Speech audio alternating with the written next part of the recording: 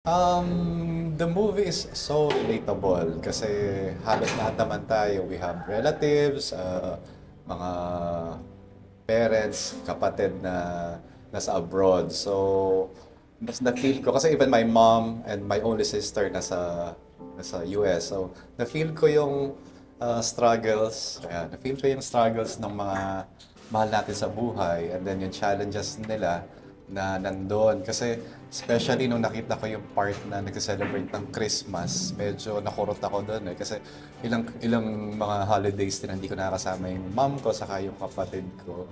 And the movie gives a lot of hope. A lot of hope para sa atin. Na ganun lang talaga.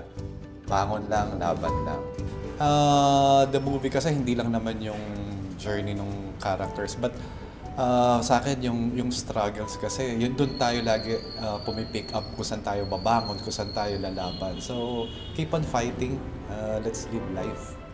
Congratulations, Direk Bene, and of course, LA and Kira. Sobrang nakita ko yung passion, yung improvement, and yung dedication nyo doon sa proyekto. So, panoorin nyo please ang movie ni Direk Bene.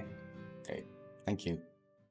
Tayo laban sa